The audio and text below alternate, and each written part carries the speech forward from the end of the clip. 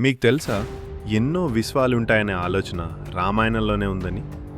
భగవాన్ రాముడు భూమిపై ఉన్న సమయం పూర్తవబోతుంది. ఆయన వైకుంఠానికి తిరిగి వెళ్లాల్సింది.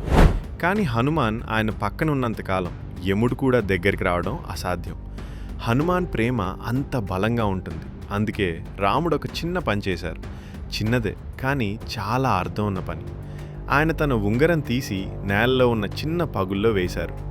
హనుమాన్ వెంటనే అర్థం చేసుకున్నాడు, ఇది సాధారణ విషయం కాదు, ఇది ఒక సంకేతం. అతను చిన్నగా మారి ఉంగరం కోసం భూమిలో లోతుగా వెళ్ళాడు. తెలిసిన ప్రపంచాన్ని దాటుకుని చివరికి పాతాళానికి చేరాడు. అక్కడ పాముల రాజైన వాసుకిని కలిశాడు.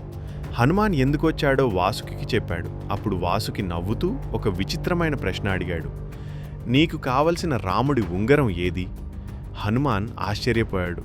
రాముడు ఒకడే కదా అన్నాడు. అప్పుడు వాసుకి ఒక అద్భుతమైన దృశ్యం చూపించాడు. అక్కడ ఎన్నో ఉంగరాలున్నాయి. అన్నీ ఒకేలా ఉన్నాయి.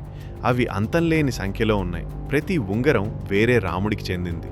ప్రతి రాముడు వేరే విశ్వాన్ని పాలిస్తున్నారు. వాసుకి చెప్పాడు, ప్రతి యుగంలో రాముడు మళ్ళీ మళ్ళీ పుట్టారు. ఒకే ప్రపంచంలో కాదు, ఎన్నో ప్రపంచాల్లో. ఆ క్షణంలో హనుమాన్ ఒక విషయం అర్థం చేసుకున్నాడు. తనకు తెలిసిన విశ్వం ఒక్కటే కాదు, ఇది ఎన్నో విశ్వాల్లో ఒకటే. ఇప్పుడు మీరు ఆలోచించండి, నిజంగా ఒకే విశ్వం ఉందా? లేదా మన ప్రాచీన ఋషులు ఇవన్నీ ముందే తెలుసుకున్నారా? మీ అభిప్రాయం ఏంటి? మీరేమనుకుంటున్నారు? కామెంట్లో చెప్పండి.